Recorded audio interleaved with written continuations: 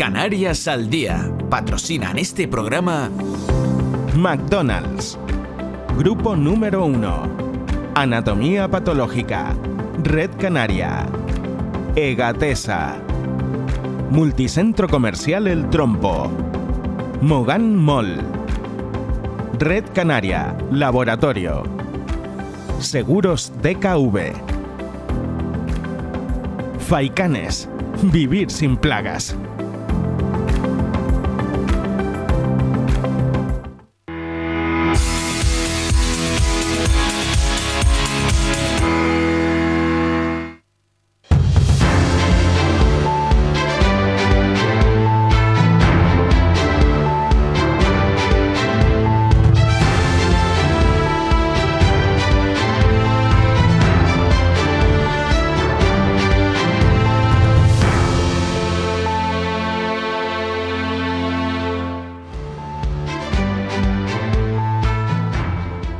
Estamos en directo en otro repaso de la actualidad aquí en Canarias al Día, en Mírame Televisión, y como cada jueves me acompaña en esta mesa el periodista de Onda Cero Canarias, Óscar Martín. Óscar, muy buenas noches. ¿Qué tal? Buenas noches, David. Buenas noches a todos los espectadores de Mírame Televisión. Bueno, vamos arrancando ya, digamos, los días previos a las vacaciones, merecidas vacaciones que merecemos en esta casa, pero la realidad es que la actualidad política sigue a tope con unas elecciones generales a la vuelta de la esquina, con ya los ayuntamientos configurados en su totalidad, pero ahora vienen las mociones de censura de los cabildos y la constitución del Parlamento. Efectivamente, como decíamos y avanzamos y analizábamos el pasado martes, ya constituidos los ayuntamientos, algunos efectivamente más rezagados, como por ejemplo uno Tacoronte en Tenerife, que si no me equivoco fue ayer cuando se constituyó. El último de todos. El último de todos. Luego ya se están preparando las mociones de censura en los cabildos. Luego la constitución del gobierno regional, en este caso también los nombramientos de consejeros y consejeras del gobierno, tanto de la cuota de Coalición Canaria como del Partido Popular, y sin duda, como bueno, pues hemos venido relatando durante las últimas horas, desgraciadamente ya en las puertas del verano,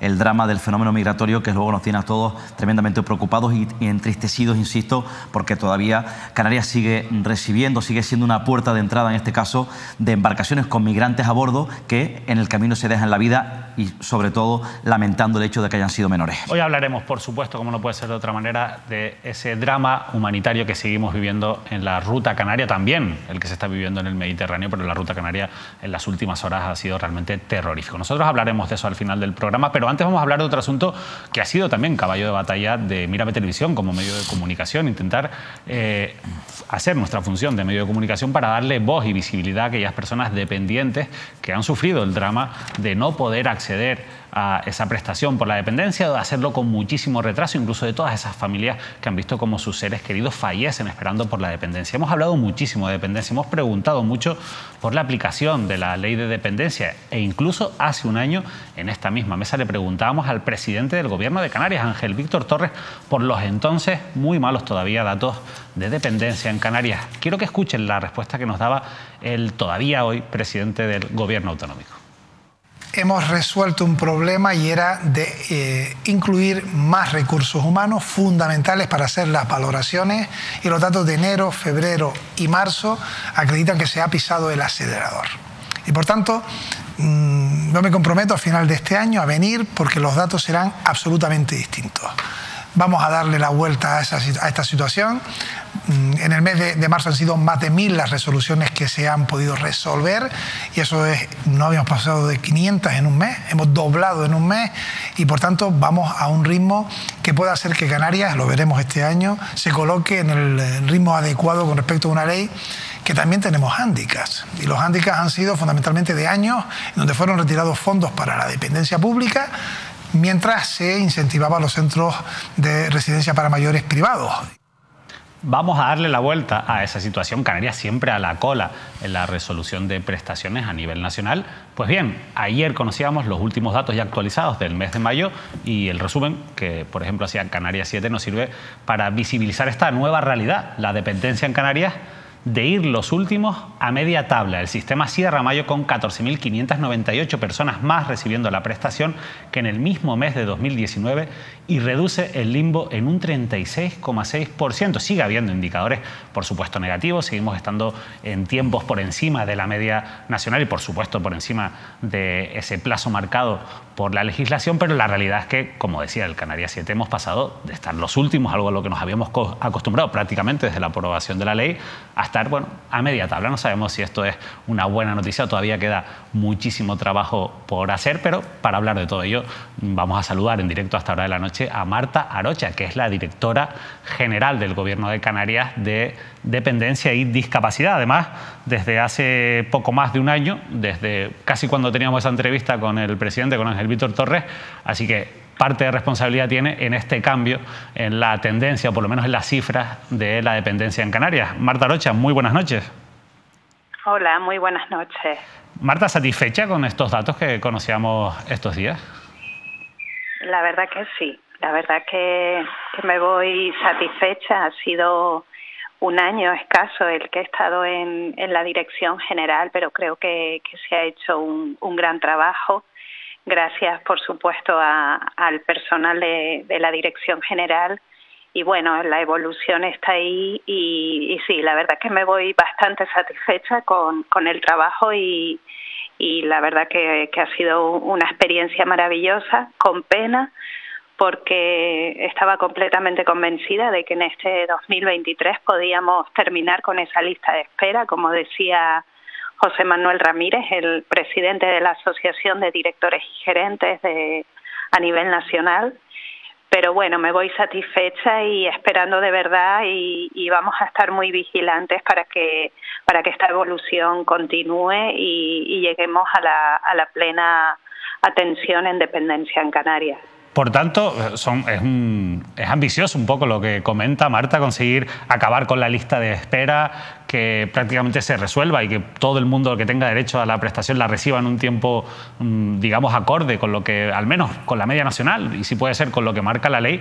¿Hay margen realmente para cumplir esos, insisto, objetivos que suenan ambiciosos después de años en la cola de la dependencia?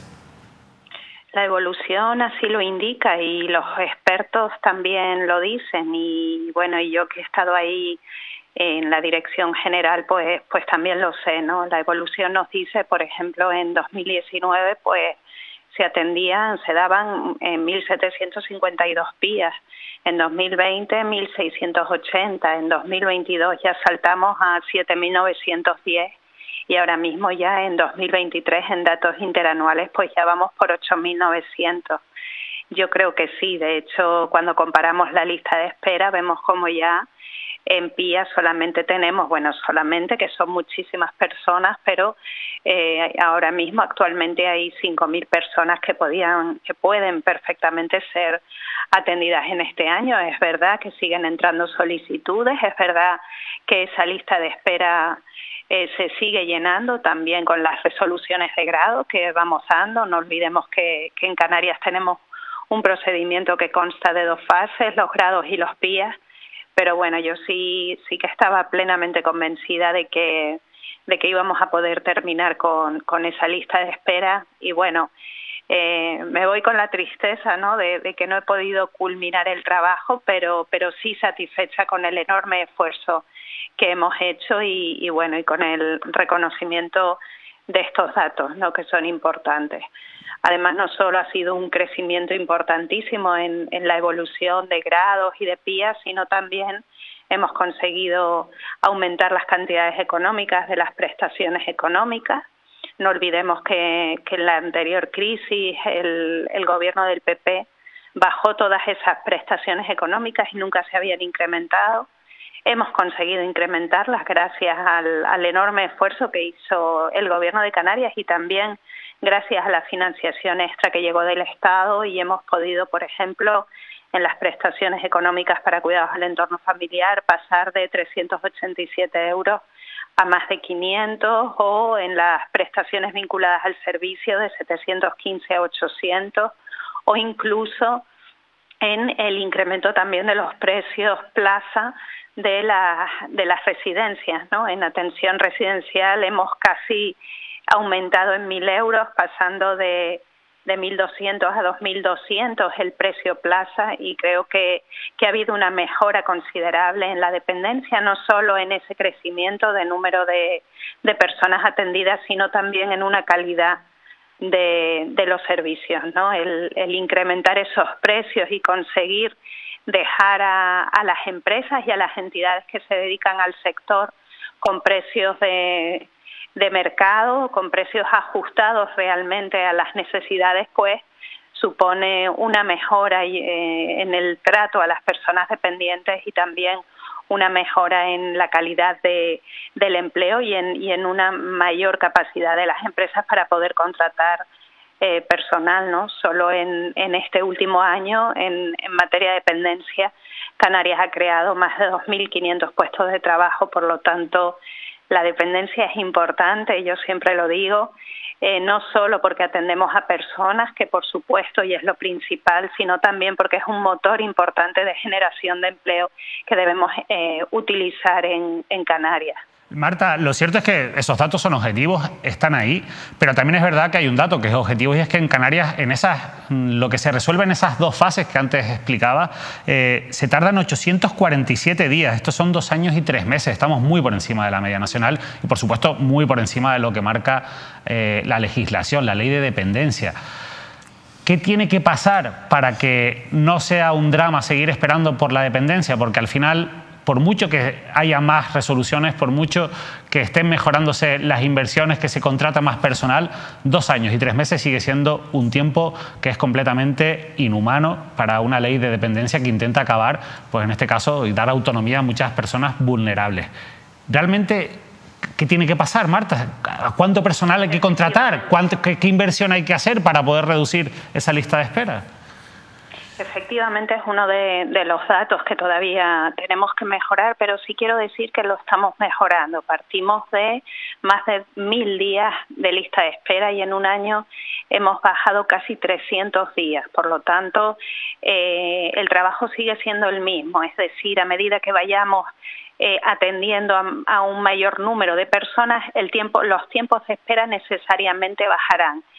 Fíjense, a mí era uno de los datos que más me preocupaba y me ocupaba durante el tiempo de directora general y el Inserso siempre me hacía una reflexión que es un poco compleja de entender, pero es cierta. Siempre me decían, las comunidades autónomas que empiezan a mejorar siempre tienen un momento en el que los tiempos de espera suben mucho. ¿Por qué? Porque atiendes expedientes. Atiendes a personas. El tiempo de espera se contabiliza desde el momento en que la persona presenta la solicitud hasta que se resuelve. Por lo tanto, nosotros empezamos resolviendo expedientes muy antiguos. Recuerden que hemos pagado más de 9 millones de euros en efectos retroactivos, en deuda que teníamos con las personas dependientes. Cuando resuelves en un año expedientes del año 2018, 2019, los tiempos de espera son muy largos. Ahora yo entiendo que ya empiezan a disminuir y además creo que esa disminución, si se mantiene el ritmo constante que tenemos ahora mismo de aproximadamente 1.000 personas, 1.100, 1.200 atendidas en un mes, necesariamente ese tiempo de espera bajará. También es verdad que nosotros teníamos previsto otros mecanismos para bajar los tiempos de espera, como era la unificación del procedimiento. Y bueno, creo que es una vía que también debe abordarse. Hay muchas personas dependientes a las que se les puede resolver su situación en una única visita. Y creo que debe trabajarse la persona que ocupe ahora esta dirección general tendrá que invertir tiempo en buscar agilizar, simplificar, racionalizar ese procedimiento de dependencia que creo que es fundamental, pero de verdad que también creo que los tiempos de espera van a empezar a bajar porque de hecho lo hemos visto en este año, repito, hemos bajado casi 300 días en espera. Y también porque hemos hecho una depuración muy importante de todo el sistema. Había muchos expedientes que ya estaban de personas que ya habían desistido, expedientes de personas que desgraciadamente ya habían fallecido también y se ha hecho también esa depuración importante. Pero sí que creo que empezarán a bajar si se continúa con el mismo ritmo de forma natural y que también es muy importante trabajar esa modificación para conseguir acortar los plazos, racionalizar el procedimiento. Creo firmemente, como existe en otras comunidades autónomas, que se pueden unificar ambas fases y conseguir que en una única visita tengamos la información necesaria para poder determinar el grado y el PIA de la persona dependiente.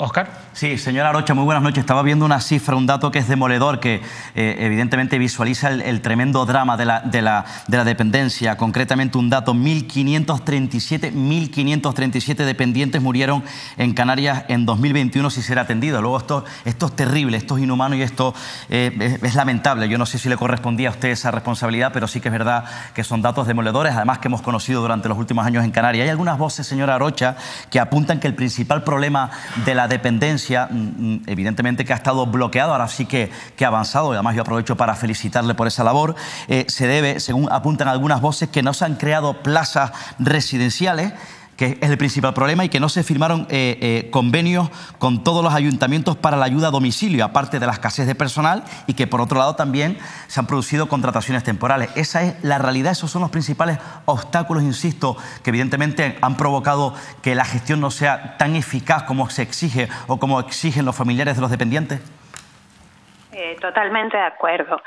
La cifra que da de fallecidos, desgraciadamente, es esa cifra, pero también tenemos que tener en cuenta que es aproximadamente 128, 130 personas fallecidas al mes, que estamos dentro de la media nacional. Es una desgracia, sí, evidentemente, y nos encantaría poder atender y poder llegar a todo el mundo, pero también es verdad que es un sector muy vulnerable y bueno, pero que sí que es una desgracia, por supuesto que sí. Con lo que me dices de residencias, faltan.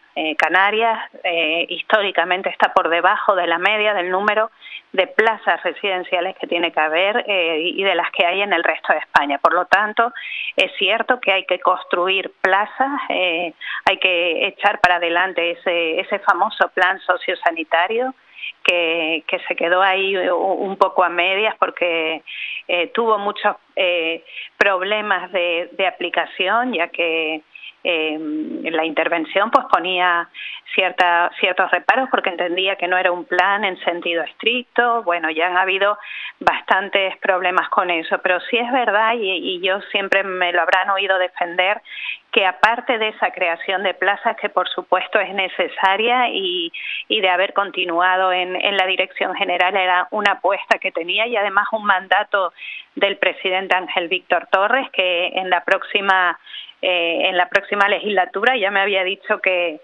teníamos que conseguir esa construcción de plazas sociosanitarias, pero yo sí que quiero hacer una reflexión importante con lo que planteas de la ayuda a domicilio. A mí me parece que es por ahí por donde pasa realmente la solución más definitiva de la atención a la dependencia en Canarias. Firmar ese convenio con la FECAM e intentar integrar a todos los ayuntamientos y conseguir que sean los ayuntamientos, a través de financiación por parte de la comunidad autónoma, los que den esa ayuda a domicilio. Es copiar. Lo bueno que tiene Canarias es que, como parte de una situación tan dramática, o partíamos de una situación tan dramática, ya prácticamente todo estaba inventado en el resto de comunidades autónomas. Era simplemente fijarse en aquellas que estaban funcionando mejor, como por ejemplo la Comunidad Valenciana o el País Vasco, y todas tenían una ayuda a domicilio en condiciones. ¿Qué conseguimos además con eso?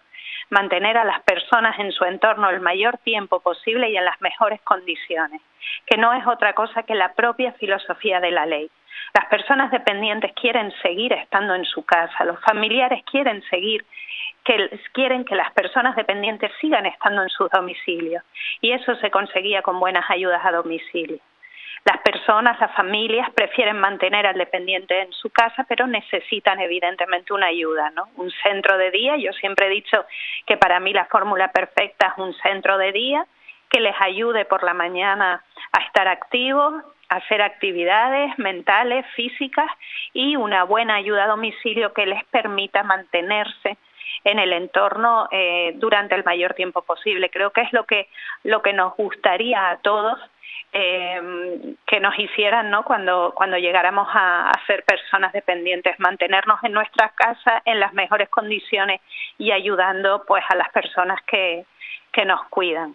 Eso aliviaría también la carga residencial. Marta, y además Sí. No, es que ese discurso es un discurso que nosotros hemos hablado aquí con muchos expertos y es que lo repiten hasta la saciedad. O sea, yo creo que hay un consenso en que no podemos seguir apostando por el modelo tradicional de grandes infraestructuras sociosanitarias, que es verdad que hay una lista de espera importante y que habrá que construir porque no queda otra, porque hay una demanda de esas plazas, pero la realidad es que poco a poco hay que ir hacia otra vía, la vía de la asistencia más personalizada, de la asistencia domiciliaria, de una asistencia que no coloque a las personas dependientes en almacenes, si me permite la expresión, y sí que los mantenga dentro de su entorno, porque, insisto, los expertos coinciden en que eso es más saludable. Y yo quería aprovechar, Marta, en línea con esta respuesta, que creo que nos viene muy al pelo de lo que comentábamos el pasado lunes, incluso aquí en Canarias al Día, donde hablamos con representantes de la Universidad de La Laguna, con Manuel Hernández, que es profesor de Trabajo Social. Él colabora a través de un convenio con una organización que es ACUFADE, que ha defendido y sigue insistiendo mucho en la necesidad de que se desarrolle la asistencia personal para personas mayores, para personas dependientes, para personas con discapacidad. Me gustaría que escuchase a Fran Delgado, que es un gran dependiente del norte de la isla de Tenerife, de La Orotava, que es lo conoces, pues, es uno de los impulsores de ACUFADE. Me gustaría que escucharas lo que dijo Fran el lunes para que puedas contestarle a Fran un poco a todas las personas que están detrás de ACUFADE y que están intentando que se desarrolle la asistencia personal. Vamos a escuchar a Fran Delgado. Mira, este gobierno que iba de progresista, al final no hizo nada. Todo se fue en decir que se estaban eliminando las colas de espera para la ley de dependencia y todo se iba en decir que se construían residencias y más residencias.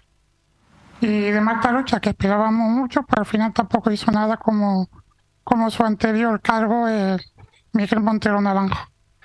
Si ellos no hicieron nada, que van diciendo que son progresistas, ahora que viene Coalición Canaria y PP, pues lo tenemos difícil, pero hay que seguir luchando, no podemos cruzarnos de brazos, evidentemente. Se ha quedado Fran un poco, bueno, no muy contento con la gestión de este gobierno y es bastante todavía más pesimista con el que viene. ¿Qué le tiene que decir como directora general del área en el último año y poquito tiempo que ha estado? Bueno, yo siento mucho, la verdad, que Fran sienta que no hemos hecho nada. Yo sí creo. Yo por lo menos he hecho todo lo que he podido en este año. Es verdad que el proyecto de asistente personal es fundamental. Teníamos un proyecto, de hecho se seguirá trabajando en ese proyecto en la Dirección General para sacarlo adelante. Además, ahora el Ministerio ha aprobado también una normativa, también intentando adaptar la figura del asistente personal, que sea tanto un servicio como una prestación económica, es decir, pues dar la cantidad necesaria para que la persona dependiente pueda contratar a un asistente personal que tiene que cumplir una serie de requisitos. Creo que es fundamental, que tiene toda la razón, pero es verdad que Canarias históricamente partía de una situación muy complicada. Había que priorizar, yo sabía que tenía un año, es un tiempo muy corto, y teníamos que priorizar. Intentamos pues sacar yo me reuní con muchos expertos, siempre nombro a José Manuel Ramírez, presidente del observatorio, y seguí mucho sus indicaciones. Él siempre me decía: Marta, tienes que terminar como sea con la lista de espera, tienes que atender al mayor número de personas posibles y a partir de ahí pues empezaremos a crear otras figuras y a trabajar de otra forma.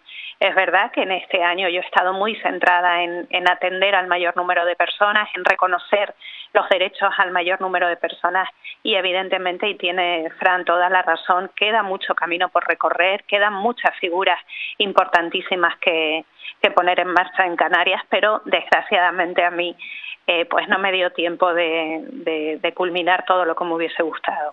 Pero Oscar, sí creo que se ha evolucionado mucho y que debería reconocerse. Sí, señora Arocho, muy rápidamente, cambiando de asunto, efectivamente tiene que ver dependencia y discapacidad. Usted es la directora general de Dependencia y Discapacidad. Estos días se concentraban en Gran Canaria los trabajadores de la Dirección General de Dependencia en la isla de Gran Canaria. Ellos hablan efectivamente de la falta de personal, dicen que la situación es insostenible, listas de espera. Yo manejo algunos datos, me gustaría que me confirmase si son así, porque me parecerían tremendos. Además, lo digo porque bueno, hay una sobrecarga de trabajo importante. Hablamos del Centro de Valoración de la Discapacidad en Las Palmas de Gran Canaria. Solicitudes pendientes en Gran Canaria, por ejemplo, me cuentan 9.808, en Fuerteventura 438.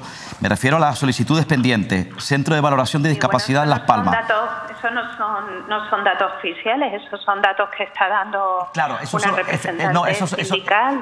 No, por eso le pregunto, son los datos efectivamente que dan a conocer los que... Desconozco de dónde los han sacado, ¿por qué? No, termino rápidamente. Son los datos que efectivamente ofrecen los trabajadores que, insisto, se han concentrado estos días. Gran Canaria, 9.808, Fuerteventura, 438, Lanzarote, 802, Tenerife, 18.151, La Palma, 145, La Gomera, 227, El Hierro, 95, un total 29.666.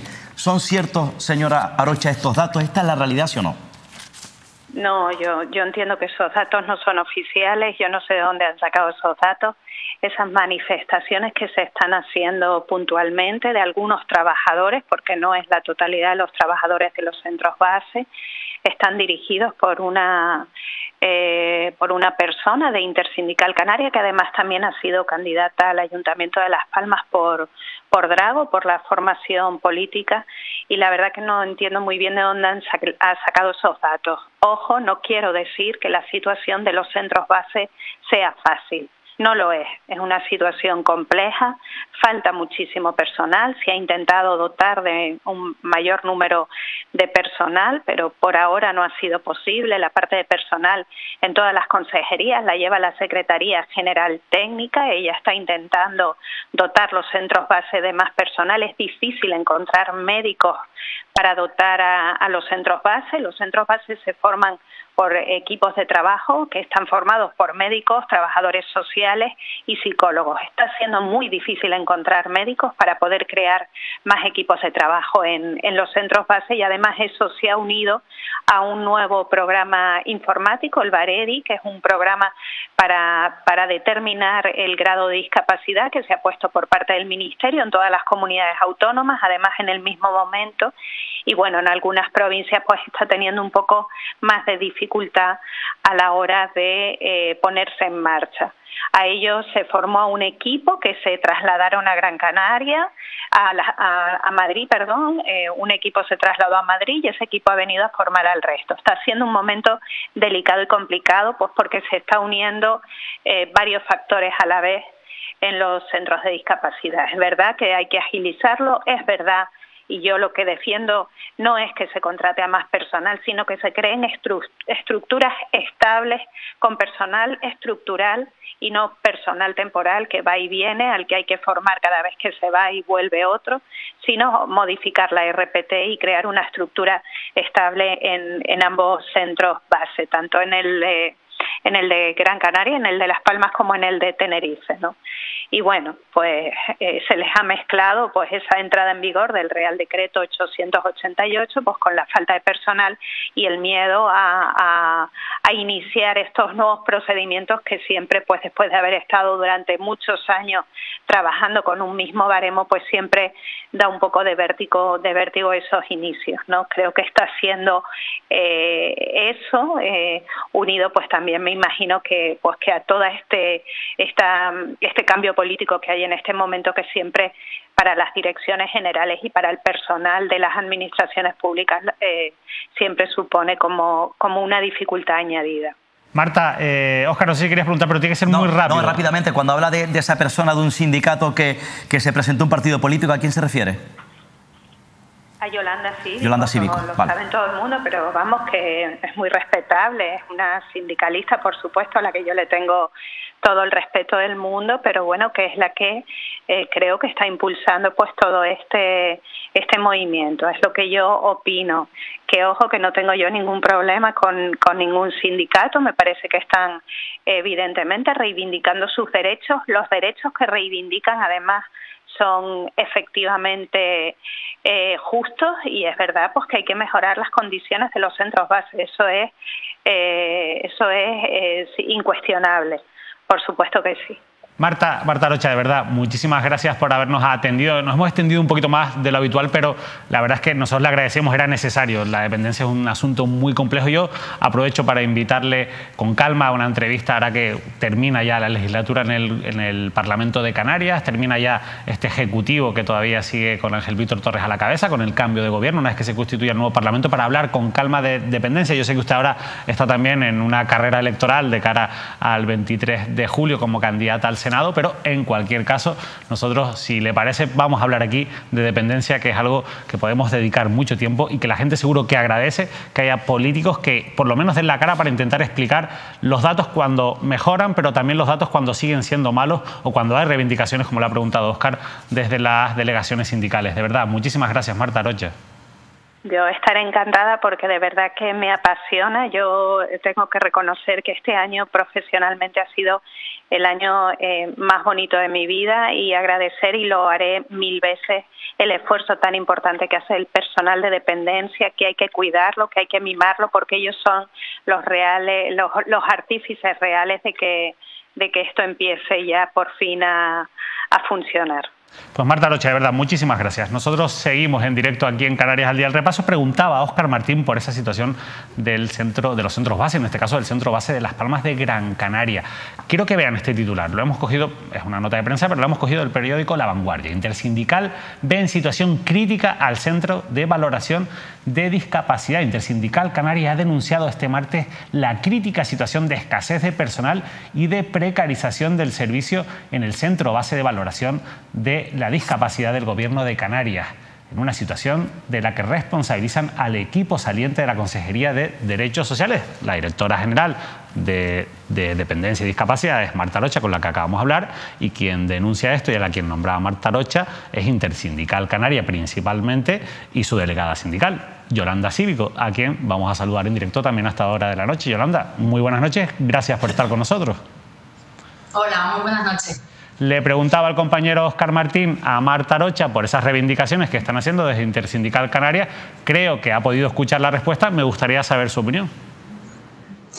Vale, pues mira, yo lo primero comentar que llevo 16 años siendo valoradora del servicio de dependencia, solamente 2 años siendo delegada sindical, y efectivamente este año he ido en las listas con Drago Verdes Canarias como tercera candidata en las listas para el ayuntamiento, lo cual no me resta ninguna credibilidad, faltaría más. Y en cualquier caso, bueno, que ya tenga tan presente mi nombre y la lucha acérrima y la defensa que hago de los trabajadores y de todos los dependientes y personas con discapacidad, pues yo creo que me honra, creo que vamos por buen camino, porque lo único que hago es defender con pura coherencia lo que desde el principio llevamos diciendo todos los trabajadores de dependencia y de discapacidad. Y es que tenemos una falta de personal que, por más que se pongan parches, que por más que se hablen de estadísticas ahora aquí en una entrevista o en todas las entrevistas que den, eso no cambia para nada la situación. Aparte de que no la cambia, es bastante triste tener que escuchar constantemente hablar de estadísticas, hablar de la parte más asistencial de esta ley, y que en ningún caso se hable de la parte más bonita y en la que más creyó la gente, que era la parte de la prevención y de la promoción de la autonomía, pero sobre todo de la prevención. Entonces, 16 años después, todavía estamos intentando salir de un agujero que es imposible, totalmente imposible, si lo seguimos haciendo con gestores que son incapaces de planificar con coherencia, con datos reales de qué puedo hacer, hasta dónde puedo llegar con el personal que tengo. Básicamente con el personal. Yo creo que esa es una de las claves, Yolanda, te iba a decir, porque al final los datos están ahí, y es verdad que los datos se han usado mucho para golpear a los diferentes gobiernos de Canarias cuando han sido muy malos. Y, hombre, y ahora que han mejorado, pues también es lógico que se les pregunte a los gobernantes por esos datos, porque los datos, insisto, que siempre han estado en el centro del debate, pero también es verdad que, como bien dices, hay una realidad que es la del día a día de los trabajadores y trabajadoras que están en esos centros base, por ejemplo, donde se hacen las valoraciones. Hay una falta de personal histórica y problemas enquistados durante años en lo que es la estructura de la gestión de la dependencia y de la discapacidad en Canarias. Por eso nos gustaría también que nos contases un poco cuál es la realidad, la del día a día de los trabajadores y sobre todo teniendo en cuenta ese optimismo que se respira en el Gobierno de Canarias de podemos llegar, incluso lo ha dicho la propia Marta Arocha, a acabar con la lista de espera. Nos gustaría saber si realmente con los medios que hay a día de hoy, ante esa escasez que ustedes denuncian, es posible acabar con la lista de espera, por ejemplo, en dependencia o en algo tan importante como son las valoraciones y finalmente las prestaciones, ¿no? Pues mira, si hablamos, por ejemplo, de dependencia, los datos ella misma los ha comentado y ustedes también están en el inserso. Si hay una media de 800 días para resolver todo un expediente o 470 días para una primera valoración, a mí que me expliquen cómo es posible que de aquí a final de año nos fuéramos a poner en lista de espera 0. A mí es que no me salen las cuentas, si tenemos en cuenta además que el personal que coge vacaciones ahora además en verano. Entonces, de verdad, me es imposible. Yo ese optimismo, ojalá me lo pegaran porque yo no lo veo.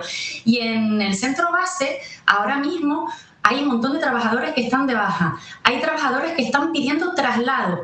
Hay trabajadores que han preferido perder de cara a la jubilación con tal de marcharse ya porque era insostenible.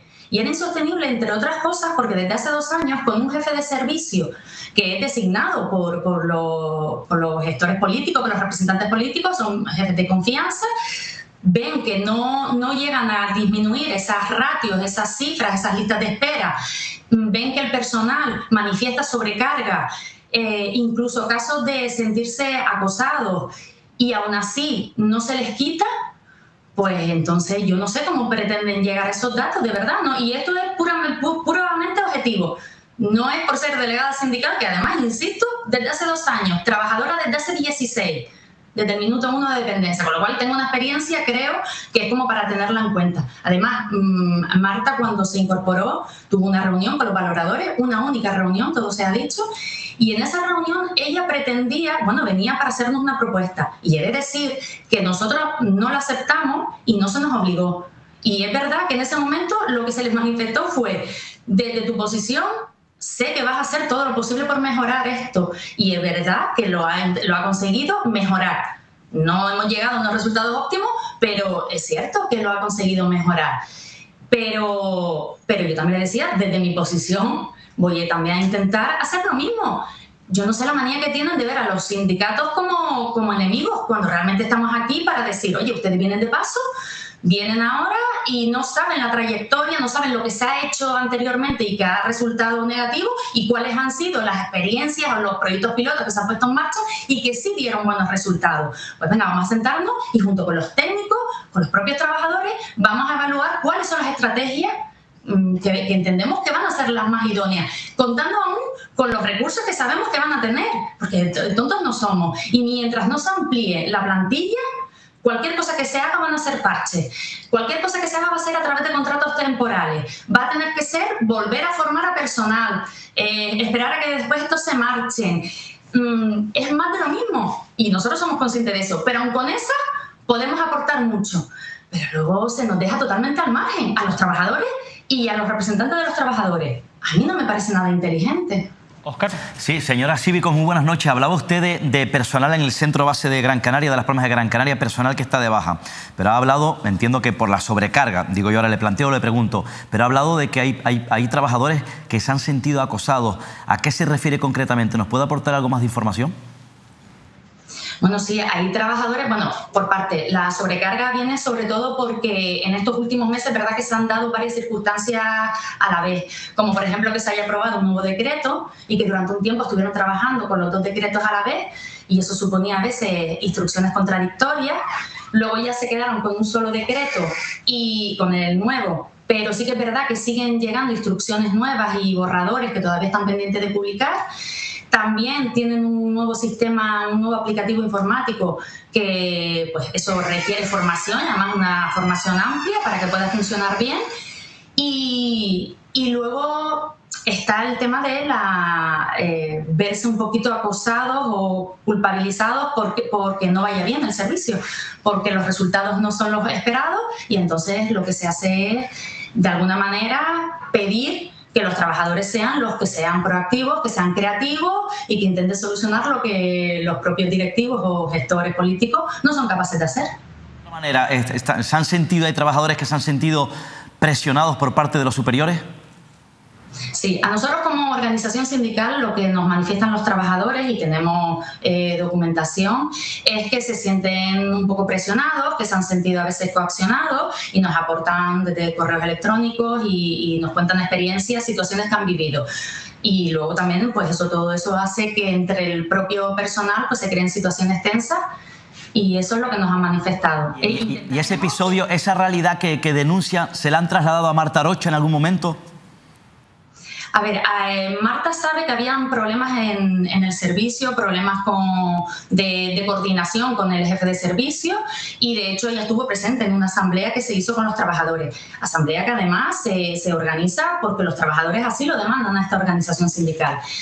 A raíz de ahí no se ha tomado ninguna medida. Entonces intentaremos, porque para nadie es agradable tener que comenzar con un protocolo de acoso, pero ya esto ya se está empezando a encaminar, y si se soluciona antes de tiempo, si se toma alguna medida, pues sería lo idóneo. Pero que esta situación no es nueva y que no les coge por sorpresa, y que ningún trabajador quiere manifestarse, estar usando su media hora de desayuno para estar concentrándose para una cuestión básica como es pedir que se les dote de los medios necesarios para poder realizar sus funciones, de instrucciones claras, y que además tengan apoyo de más compañeros y que se suplan las bajas que se producen, porque incluso jubilaciones no se han cubierto, incluso se han amortizado esas plazas. En esta legislatura se han suprimido 40 plazas de laborales para crear puestos de altos cargos, que además muy bien remunerados, todo se ha dicho, por lo cual cada vez tenemos más altos cargos y menos personal, menos técnicos, menos administrativos, que son al final los que sacan el trabajo.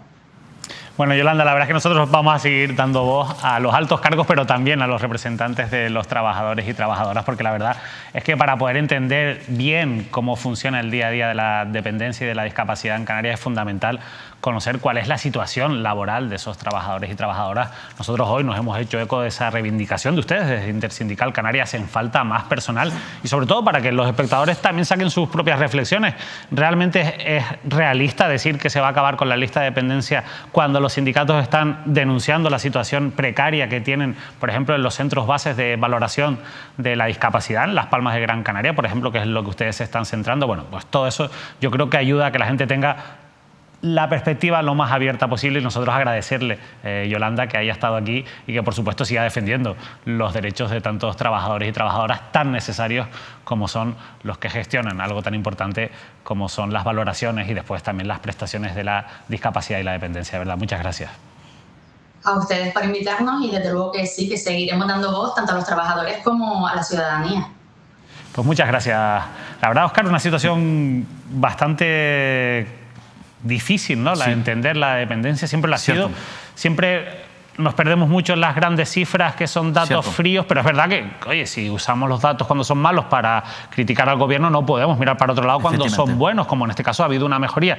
¿Es suficiente esa mejoría? Bueno, pues escuchando a trabajadores o a representantes de los trabajadores como Yolanda Cívico, parece que no, ellos mismos reconocen la mejoría, pero no es suficiente para acabar con el drama de la dependencia. Sin lugar a duda, el drama de la dependencia queda mucho camino por recorrer. Ha habido un salto cualitativo, efectivamente, como ha expresado o ha anunciado la propia Marta Arocha, la directora general, pero queda mucho camino por recorrer, además teniendo en cuenta el drama constante, ¿no?, de la primera persona, en primera persona, que viven muchas personas, en este caso como por ejemplo este joven de Tenerife, muchas familias que llevan años esperando efectivamente para ser valorados, para recibir ese derecho o esa ayuda, y además también toda la burocracia, ¿no?, el trasfondo de la burocracia administrativa en la Consejería de Derechos Sociales o en cualquier consejería de la Administración Pública, y además teniendo en cuenta que históricamente efectivamente ha suspendido Canarias. Bien, es verdad que ha mejorado, pero ha suspendido porque no se ha gestionado bien durante los últimos años, no se ha planificado bien la ley de dependencia y no ha tenido una cobertura con las máximas garantías para que sea efectivamente eficaz e inmediata,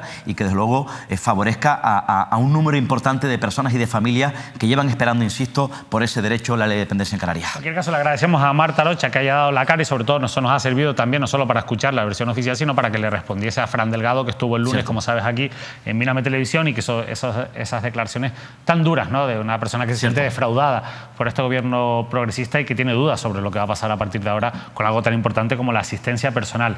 Pero, Óscar, aquí son muchos los asuntos sociales que tratamos y hay uno que también hemos abordado en profundidad y son las reclamaciones que hacen un colectivo como Ámate, en este caso de mujeres y hombres con cáncer de mama, y la verdad es que han vuelto en las últimas horas a denunciar esas largas esperas que existen en el Hospital de la Candelaria, hasta 4 meses, si no me equivoco. Efectivamente, es terrible. Yo he hablado esta misma tarde, además, también con una psicóloga, psico-oncóloga de la Asociación del Cáncer de Mama en la isla de Tenerife, porque esta mañana se han reunido con el diputado del Común, Rafael Llanes, y han vuelto a denunciar una situación sangrante, situación grave y muy delicada que, desde luego, tenemos que denunciar públicamente. Denuncian retraso de hasta 4 meses, esto es insólito, retrasos de hasta 4 meses en los tratamientos de radioterapia en el Hospital de Nuestra Señora de la Candelaria, capital tinerfeña. Imaginarán pues la situación de ansiedad, de desespero, de incertidumbre, evidentemente, con esos tratamientos y bueno, anímicamente debe ser tremendo para todas aquellas mujeres, efectivamente, que quieren seguir, quieren avanzar en ese tipo de tratamiento y tienen que esperar hasta 4 meses, insisto, según han denunciado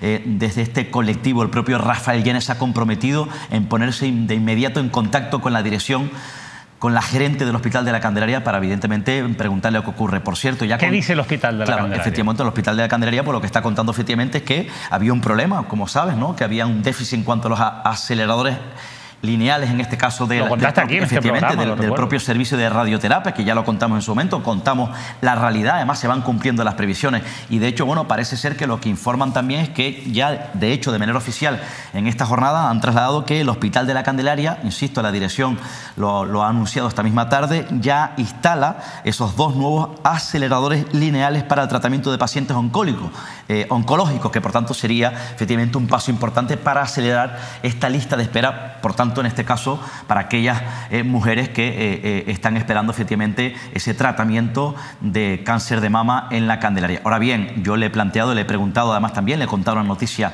al colectivo, insisto, este anuncio del Hospital de la Candelaria dice que bienvenido sea, pero no va a empezar a funcionar, en este caso se está instalando hasta septiembre. Por tanto, el desánimo, entenderás, David, que es palpable, porque tienen que esperar unos meses más, insisto, para que les vuelvan a llamar para este tratamiento. En cualquier caso, me parece una situación insostenible, dramática y una vergüenza. Una vergüenza, sin duda, una más de las cuestiones que se tienen que resolver y que finalmente, bueno, parece que se están dando los pasos, pero no se terminan de arreglar. Ojalá que esa lista de espera de 4 meses se termine reduciendo y, sobre todo, que esté en la línea de los tiempos que son razonables en otros hospitales de referencia de Canarias y que no se cumple en el Hospital de la Candelaria en la isla de Tenerife. Bueno, nosotros nos vamos a ir unos minutos a la publicidad y a la vuelta vamos ya con la última hora de la crónica política y con muchos asuntos que nos ha dejado la actualidad y, por supuesto, vamos a abordar en profundidad ese drama migratorio que sigue padeciendo la ruta canaria. Eso en unos minutos después de la publicidad.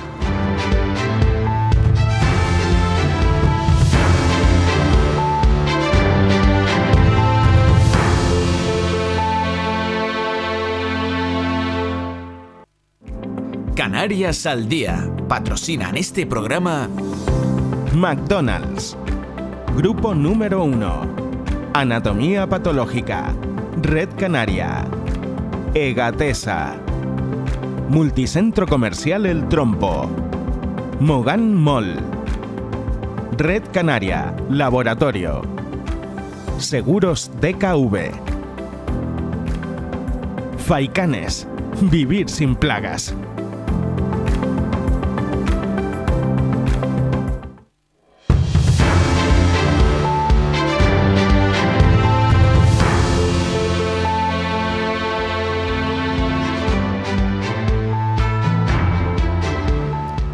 Bueno, continuamos en directo en el repaso de la actualidad aquí en Canarias al Día y seguimos muy pendientes de las quinielas, no las futbolísticas, sino las quinielas de cómo va a ser el reparto de poder dentro del nuevo gobierno de Canarias, que van a conformar Coalición Canaria y Partido Popular. Hoy el Digital Atlántico hoy deslizaba la posibilidad de que uno de los hombres fuertes de Fernando Clavijo en la isla de Gran Canaria, Pablo Rodríguez, ahí vamos a ver ese titular, pueda ser el consejero de Política Territorial de las Islas. Bueno, Pablo Rodríguez, otro de los nombres que se suma a una lista donde están Jessica de León, Hernández Zapata, Matilde Asián, Narváez Quintero y Jesús Delgado. Jesús Delgado, que suena para Sanidad. Sanidad es una de las áreas más enconadas. Óscar, muchos nombres ¿Qué podemos saber con seguridad hasta ahora de la noche? Bueno, pues en este caso, primero, como decíamos el pasado martes, va a haber cargos, consejerías cruzadas, tanto Coalición Canaria como Partido Popular, efectivamente, en este caso, para bueno, conformar un gobierno, tal y como cuentan algunas voces del próximo Ejecutivo, que no sea un gobierno paralelo, sino unido. Por tanto, habrán cruces en consejerías, ¿no? Efectivamente. En este caso, la que más suena en la cuota del Partido Popular es Jessica de León. Empezamos, si te parece, por el Partido Popular, es Jessica de León. De hecho, Álvaro, el compañero de Fuerteventura, ya apuntaba a esa posibilidad. Yo creo que prácticamente pudiese estar confirmado, porque saben que turismo lo asume el Partido Popular, y Jessica de León podría ser la próxima consejera de turismo de la comunidad autónoma. De hecho, ya fue consejera de turismo en el Cabildo de Fuerteventura.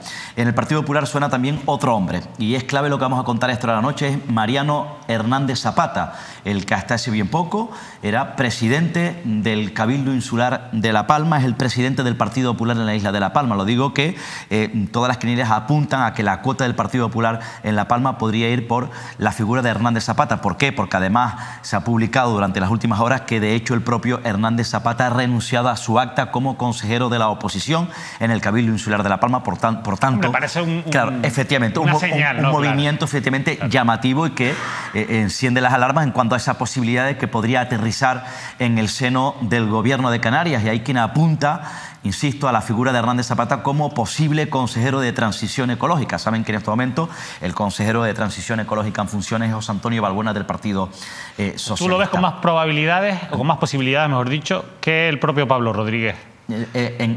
Sí, efectivamente. Ocupando la... transición ecológica, efectivamente, porque además yo creo que es transición ecológica por separado, puede ser, porque recuerdas que... Pero no van a unirlas de nuevo, como estaban... Pues no lo sé si las unirán, porque en su momento sí estaban unidas cuando Nieves Lady Barreto fue consejera de transición ecológica y política territorial. Lo digo porque... No, ahora no están, quiero decir, o sea, al final... Claro, efectivamente. O sea, Balbuena es consejero de las dos áreas. Lo que pasa es que tiene un viceconsejero, política territorial. Efectivamente, es Miguel Ángel Pérez en este caso, ¿no? No, Miguel Ángel Pérez es del cambio climático, pues tiene otro de política territorial. Porque ahora están unidas, pero en su momento estaban separadas, sí, efectivamente, exacto. Que la asumía Nieves Lady Barreto. Por cierto, Pablo Rodríguez, que en este caso se apunta a esa posibilidad, que podría asumir política territorial, pero también hay otra de Coalición Canaria, que es Nieves Lady Barreto, que es diputada regional, es la secretaria general de Coalición Canaria en La Palma, que pudiese ser premiada, si me permiten el término, por su buen resultado en La Palma, con la mayoría absoluta, en este caso en el Cabildo Insular de La Palma, y con el poder que ha logrado en muchos municipios. Saben además también que Nieves Lady Barreto es una mujer de confianza de Fernando Clavijo. Cuando Fernando Clavijo fue presidente, Nieves Lady Barreto era la consejera de política territorial. Por tanto, habría que ver si se la dan a Pablo Rodríguez o, en este caso, a la propia Nieves Lady Barreto. Leopoldo Díaz, que claro, no recordaba el nombre, es el actual viceconsejero de política territorial. Efectivamente. Y hay que decir también que en este caso Pablo Rodríguez es el secretario general de Coalición Canaria en Gran Canaria. Pero hay un nombre también en el Partido Popular que suena durante las últimas horas. Ha sonado, por ejemplo, como saben ustedes, lo contaba el pasado martes, el de Noelia García, la posibilidad de Noelia García que pudiese aterrizar en la Consejería de Educación del Gobierno de Canarias. Noelia García perdió efectivamente el poder, en este caso en los Llanos de Aridane. Yo contaba que Noelia García se ha mudado, se ha venido a la isla de Tenerife, se ha ido a la isla de Tenerife. En este caso continúa como concejal de la oposición en los Llanos de Aridane para asumir su puesto de trabajo, que es el de directora de un colegio en la isla de Tenerife, donde ya está ejerciendo. Y se apuntaba a la posibilidad de posible consejera de Educación del Gobierno autónomo por la cuota del Partido Popular. Puedo decir hasta la noche que descarten absolutamente esa posibilidad. Noelia García no va a formar parte del Gobierno autónomo, Noelia García no será consejera de Educación, Noelia García se va a dedicar a la oposición, en este caso de los Llanos de Aridane, y a su trabajo como directora, insisto, de un centro educativo en la isla de Tenerife. Apunten un nombre porque en los despachos, estoy en la cuota del Partido Popular, en los despachos o en la comunidad educativa ha sonado durante las últimas horas un nombre, un posible como consejero de Educación de la comunidad autónoma por la cuota del Partido Popular, y ese hombre está bailando, está sonando ese nombre en los sindicatos, en algunos sindicatos educativos de la comunidad autónoma. Poli Suárez, que actualmente Poli Suárez, como saben, es diputado regional electo, es el secretario general del Partido Popular en Canarias, pertenece efectivamente a la organización de Gran Canaria, el número 2 de Manuel Domínguez, presidente. Insisto, en las últimas horas el nombre de Poli Suárez suena dentro de la comunidad educativa, suena en algunos sindicatos educativos como posible como posible, habría que ver si al final se deciden por ese nombre, posible consejero de Educación de la Comunidad Autónoma. Y en Sanidad, evidentemente, hay un quebradero de cabeza importante en este caso en Coalición Canaria, también en el Partido Popular, porque se habló de la posibilidad también de que el Partido Popular podría asumir en este caso Sanidad, y se hablaba de que en este caso Ponce, Miguel Ángel Ponce, un médico de Gran Canaria, pudiese asumir esa responsabilidad de Sanidad, pero saben que al final Sanidad lo asume Coalición Canaria. Y Coalición Canaria me cuentan que tiene en estos momentos un verdadero quebradero de cabeza, porque están buscando un perfil puramente político, un perfil potente político para asumir la consejería, que no, en este caso, la dirección del Servicio Canario de Salud, que saben que el director del Servicio Canario, el director del Servicio Canario de Salud tiene un poder importante, ¿no? Dentro... Fíjate que te estaba escuchando con atención, Óscar, y cuando dijiste lo del perfil político potente, sí, no sé por qué, pero se me vino a la cabeza. Bueno, sí sé por qué. Se me vino a la cabeza porque ha sido el diputado que ha llevado la oposición en materia sanitaria José Alberto Díaz Estebanes. Sí, de estos últimos 4 años. ¿Por qué no? Bueno, pues podría ser esa posibilidad, evidentemente. Es que si no, ¿quién puede tener ese perfil político que controle de sanidad? Es que por eso decía, efectivamente, yo de hecho esta mañana consultaba con algunos responsables de algunos sindicatos conocidos, en este caso de la Comunidad Autónoma, para sondear efectivamente esa sensibilidad, porque evidentemente el señor Clavijo, a mí me consta además también que el señor Clavijo tantea, ¿no? En este caso le toma el pulso a los profesionales sanitarios, a los sindicatos, y de hecho en una conversación que mantenía con algún sindicato salía el nombre precisamente de José Alberto Díaz Estebanes. Efectivamente ha sido la SOT en Sanidad, el portavoz de Sanidad de Coalición Canaria en este tiempo de la oposición. Habría que ver, puede ser un posible. Saben que además también el propio José Alberto Díaz Estebanes, eso sí, ha tomado posesión como concejal en el Ayuntamiento de Santa Cruz de Tenerife, y lo han nombrado como portavoz y responsable de vivienda, aunque si Cristina Valido deja la lista al Parlamento porque va a concurrir al Congreso de los Diputados, saltaría la lista y podía entrar José Alberto Díaz Estebanes. Pero insisto, hay un quebradero de cabeza porque no encuentran, entiendo, el hombre fuerte políticamente. Pero sí decía yo hace ya algunas semanas, David, ponía sobre la mesa un nombre, y lo sigo insistiendo, me consta que está en la cabeza y en el despacho, sobre el despacho de Fernando Clavijo, Jesús Delgado. Jesús Delgado, ya lo avancé en su momento, es un médico de familia de Tenerife, fue gerente de la Candelaria, tiene mucha experiencia como profesional médico y además en gestión. Podría ser un posible consejero, o en caso de que busque un perfil más potente políticamente, yo no lo descarto como posible director del Servicio Canario de Salud. Bueno, hablaba de hombres fuertes en el gobierno de Canarias. Narváez Quintero, por cierto, también, que lo hemos nombrado. Sí, ¿no? bueno, Narváez Quintero parece que... Efectivamente, yo creo que esa es la máxima garantía y está consenso cantado. Dentro del propio sector primario, pero hablaba de hombres fuertes en la política municipal también se van ya configurando. Comentaba Óscar lo que ha ocurrido en Santa Cruz de Tenerife con ese reparto de áreas. No grandes sorpresas, quizás que la Sociedad de Desarrollo haya ido a parar al Partido Popular, pero... por ejemplo, la Concejalía de Urbanismo, que la va a mantener el Partido Popular, en la figura de Zaida González, que ya fue concejala, pero había sido portavoz del Partido Popular en el Cabildo durante el último mandato. Y bueno, en La Laguna, ¿qué ocurre en La Laguna? Bueno, pues la noticia hoy la destacaba así, el periódico El Día. Adolfo Cordobés, hombre fuerte en La Laguna, con áreas como urbanismo, obras, vivienda y patrimonio, en ese gobierno en minoría que va a capitanear Luis Geray Gutiérrez. Un nombre, el de un desconocido, Adolfo Cordobés, letrado de formación, es el que va a ocupar esas grandes responsabilidades, digo, por lo menos desconocido de la primera línea política y sin experiencia en el consistorio. Efectivamente, yo creo que además también analizando y viendo en las últimas horas el organigrama, los hombres y mujeres que acompañan en esta difícil tarea, difícil etapa, de momento, porque saben ustedes que gobiernan en minoría y que bueno, siguen negociando en este caso con Unidas Se Puede, con Rubén Ascanio y el proyecto Drago con Alberto Rodríguez. Bueno, y ya saben además también que hubo una renovación casi íntegra. Es decir, Luis Geray Gutiérrez conformó una lista nueva, con rostros nuevos de hombres y mujeres, muchos de ellos desconocidos, muchos de ellos además también que forman parte efectivamente de la agrupación local del Partido Socialista. Entiendo que algunos independientes y que además muchos de ellos profesionales en su materia.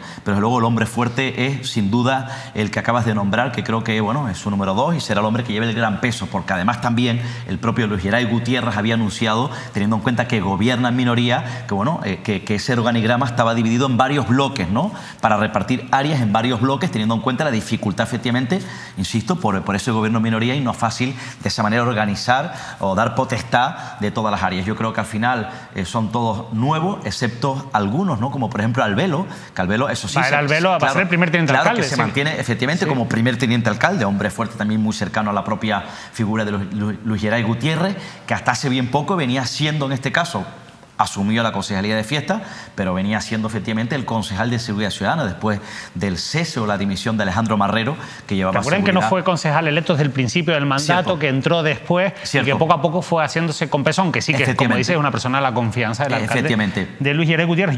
Y Cristina Ledesma, que es otra mujer de la confianza, en este caso de Luis Geray Gutiérrez, que continúa, insisto, y que asume en este caso efectivamente la concejalía de Seguridad Ciudadana, de la que tiene experiencia porque ya fue en su momento. A mí de esa lista renovada, sobre todo, siempre me gusta buscar a los que falten y preguntarme por qué no están, cuando han tenido pues mucha responsabilidad. Por ejemplo, Santiago Pérez, que las otras elecciones se presentó por Avante, bueno, pues ahora ha decidido... O la concejal de Cultura, que fue en la lista con Ángel Víctor Torres. A un lado, o Yaisa López, que fue en la lista regional y bueno, se embarcó en una nueva aventura política.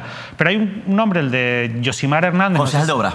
Sí, de Servicios Municipales, mejor dicho, sí, de Obras y demás, que quizás es el que más me choca, ¿no? A mí porque yo creo que no se fían de él, no se fiaron de él. Sí, yo tengo la sensación de que ha ocurrido algo ahí que ha roto la confianza que inicialmente se había en porque yo tengo la sensación, efectivamente, que ya desde un primer momento, había cierta desconfianza del Partido Socialista, del propio Luis Geray Gutiérrez, incluso de la agrupación local del Partido Socialista, en torno a la figura de este concejal. Bueno, a ver si nos enteramos de lo que ha ocurrido ahí y se lo contamos también. Bueno, vamos a dejar la crónica política a un lado para irnos a un presunto escándalo que se está destapando en la autoridad portuaria de Las Palmas, en la provincia oriental. La realidad es que lo han denunciado no sindicatos, pero los sindicatos que lo han denunciado no quieren hablar públicamente. Entonces, al final, nos tenemos que quedar con este titular de Canarias 7 que ha dado la primicia. Los sindicatos en pie de guerra en el puerto tras sacar Ibarra 7 plazas para colocar a los suyos. Entre las fuentes sindicales que se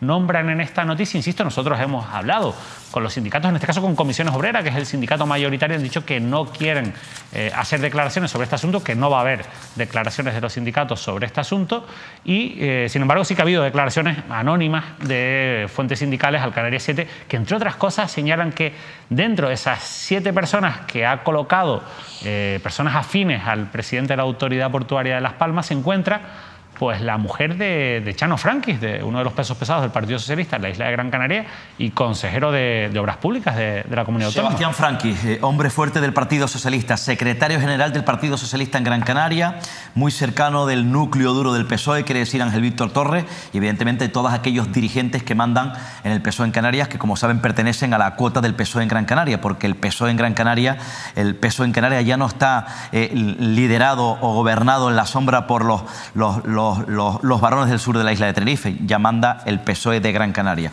Evidentemente Luis Ibarra es un hombre que forma parte del núcleo duro del PSOE de Gran Canaria, hombre muy cercano a la figura, efectivamente, en este caso, de Sebastián Franquis. El propio Luis Ibarra, si no me equivoco, pertenece, si no me equivoco, a la agrupación local del Partido Socialista en Las Palmas de Gran Canaria. Digo que fue fuerte porque además incluso se barajó como posible, en su momento, candidato del Partido Socialista a la alcaldía de la capital Gran Canaria. De hecho, Luis Ibarra, que tiene un nombre muy valorado por el Partido Socialista en Gran Canaria, fue candidato, lo digo para que vean la fuerza que tiene el propio Ibarra a la hora, evidentemente, de tratar de protagonizar, en caso de que se confirmase, una cacicada de este calibre, ¿no?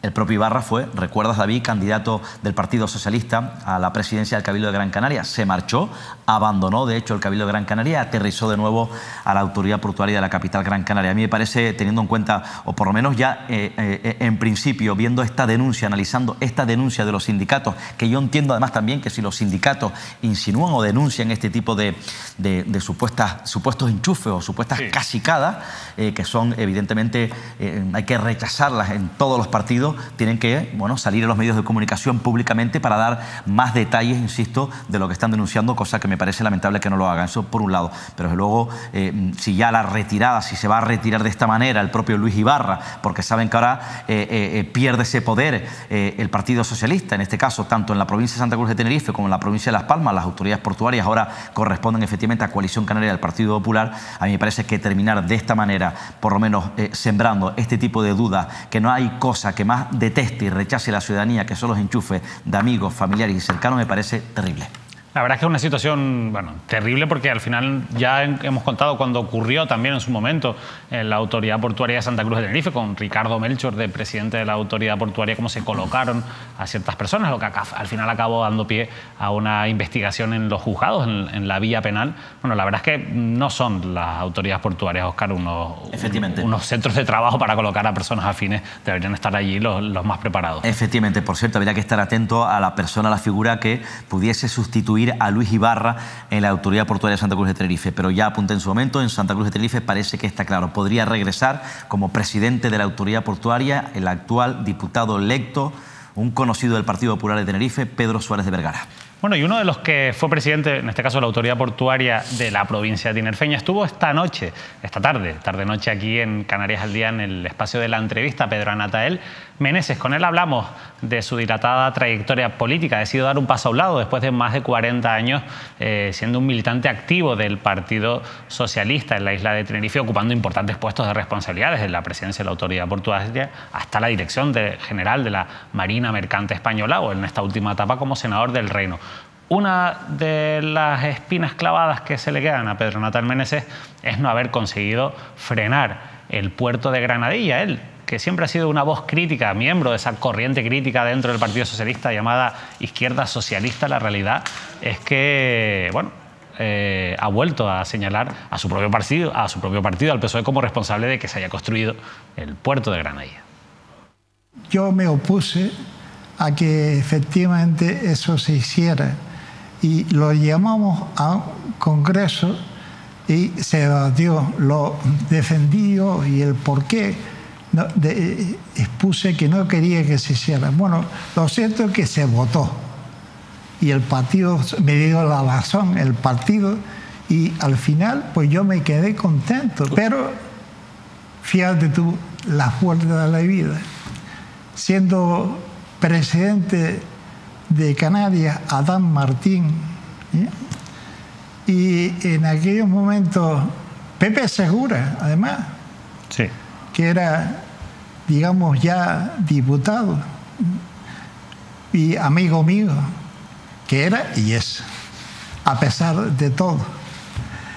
Pues digamos que decidieron ponerse de acuerdo. Eso fue la razón por la que el partido, al final, en un pulso con Adán, lo tuve yo, pero lo perdí. Y el partido se posicionó a favor de construir ese puerto, y ya está, como la puerta de Alcalá, ¿no?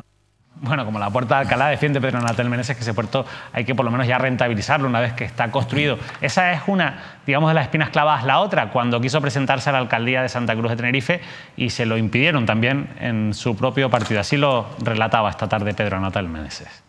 Yo quise, en proceso de primarias, presentarme al ayuntamiento. Bueno, pues, ¿qué pasó? Juan Carlos Alemán suspendió las primarias en Santa Cruz 24 horas antes de iniciarse y nombró a dedo al ayuntamiento de Santa Cruz a Julio Pérez, a mi amigo Julio Pérez. Ojo. ¿Y usted cree que tenía algo de rencor por lo que había ocurrido en el 99? Claro, eso fue como, ¿por qué suspende la primaria? Porque se enteró que me iba a presentar yo a las primarias. Dije, pues ahora te vas a joder. Yo te lo ofrecí, no, ahora tampoco.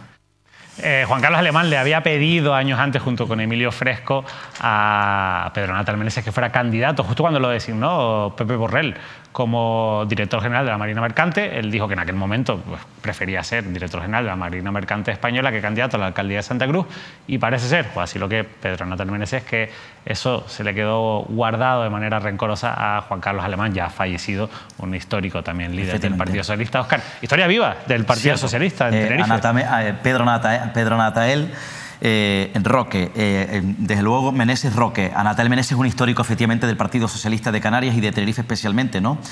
Para mí, yo conozco perfectamente la trayectoria de Anatael Meneses. ¿Quién nos conocemos a Anatael Meneses? Ya saben, fue presidente de la Autoridad Portuaria de Santa Cruz de Tenerife, fue además también el fundador del tradicional concierto de Navidad en Santa Cruz de Tenerife, luego estuvo director general de la Marina Mercante en la época de Borrell, tenía muy buena relación con Borrell, con Narbona también, fue presidente de la Sociedad Estatal de Salvamento y Seguridad en aquella época cuando era director general de la Marina Mercante.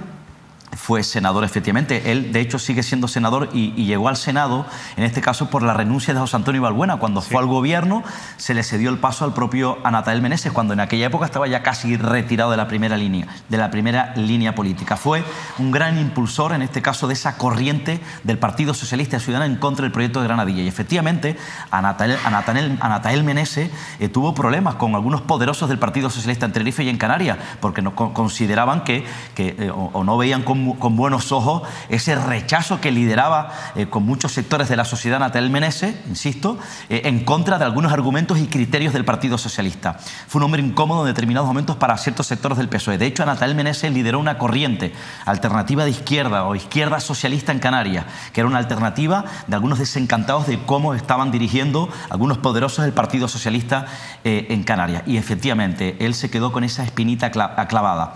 Estuvo a punto de ser, como decía el propio, recordaba Anatael Meneses Roque, candidato del Partido Socialista a la capital tinerfeña. Es un buen conocido además también de la agrupación socialista en la capital tinerfeña. Tengo que decir, conozco efectivamente su trayectoria política de muchos años, un hombre altamente honrado y honesto. Bueno, y vamos a cambiar de asunto. La verdad es que historia viva, como decía, ojalá que podamos tener todavía muchas conversaciones con Pedro Anatael Meneses, porque tiene, bueno, muchas anécdotas que contar. Ha contado quizás las más conocidas, pero hay otras muchas que seguramente, porque si algo ha caracterizado a Pedro Anatael Meneses es no tener pelos en la lengua. Nunca, ni cuando estaba en primera línea, ni ahora. Imagínate ahora, quería decir que era un paso a un lado. Decía que lo conozco perfectamente porque fue durante casi más de 20 años con tertulio mío. Ah, pues mira, de manera ininterrumpida. Tendrías tú también muchas cosas y anécdotas que contarnos de Pedro Anatael Meneses Roque. Bueno, todas las entrevistas de Canarias al Día están en nuestro canal de YouTube, en nuestra televisión a la carta también, en nuestra web. Nosotros seguimos, vamos a seguir hablando del Partido Socialista, pero de cosas no tan alegres para el Partido Socialista, porque sigue avanzando la investigación del llamado caso Mediador. Parece que eso ya es pasado, pero en los juzgados sigue siendo presente. Por ejemplo, vean este titular. Primero, este titular de Diario de Fuerteventura. La jueza del caso Mediador investiga los visum de Taisset Fuentes con su esposa. Recordarán que les contábamos el pasado martes que ha trascendido que la jueza ha ampliado el número de investigados en 6 personas más, entre ellas la mujer del propio Taisset Fuentes. Pero no es el único asunto que se está investigando, esos visum de Taisset Fuentes con su esposa, y si hay complicidad por parte de su pareja en esa presunta trama de cobro de comisiones. Porque vean lo que publicaba en la tarde de hoy Canarias 7, caso Mediador. Ya puedes llamar al amigo Alberto y darle las buenas noticias. Es sin duda de las nuevas imputaciones la más relevante. Esto es una conversación, esto lo decía, de hecho, directamente el actual viceconsejero todavía del sector primario, Álvaro Argani, el palmero que también va a engrosar la lista de investigados, va a ser citado a declarar en calidad de investigado. Y Alberto es Alberto Montes de Oca, el empresario de la quesería Montes de Oca, al que se le estaba tramitando, se le estaba intentando dejar sin efecto un expediente sancionador que se había levantado sobre una de sus granjas. Bueno, pues ahí ven también esa complicidad, Óscar. Diferentes frentes, se sigue ampliando, digamos, el punto de mira de la jueza que instruye este caso en Santa Cruz de Tenerife con respecto a diferentes Efectivamente, personas. Y de hecho la jueza instructora en este caso, María de los Ángeles Lorenzo Cáceres, que instruye efectivamente el caso Mediador, que todavía evidentemente tendrá mucho recorrido, ha empezado además también, decías incluso que parece que ha llamado a declarar también a Taisset Fuentes, decía el otro día había ya Fuentes Curvelo para unas pruebas periciales, parece ser. Los ha vuelto a llamar por segunda efectivamente, pero se amplía la investigación y de hecho ella cita a declarar en calidad de investigado por un presunto delito de prevaricación y revelación de secreto al propio Álvaro de la Bárcena Argani, el número 2 de la consejería, el viceconsejero de Agricultura, Ganadería y Pesca. El número 2, en este caso, Alicia Banostende, es un palmero, yo decía además también el pasado martes, que llegó a esa consejería procedente de gestionar un complejo de apartamentos y hotelero en la isla de La Palma. ¿Por qué? Porque entiendo entiendo además también que es revelador efectivamente ese WhatsApp, esa comunicación que mantiene el propio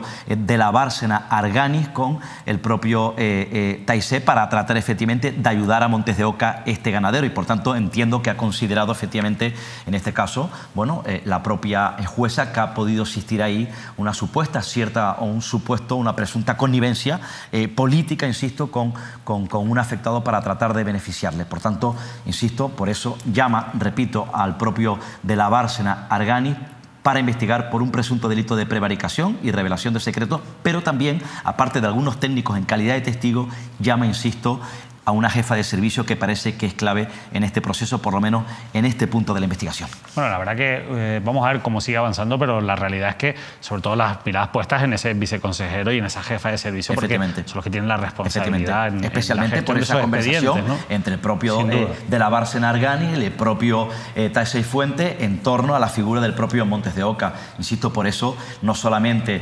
le llama a testificar como investigado por ese presunto delito de prevaricación, pero también por supuesto delito de revelación de secretos.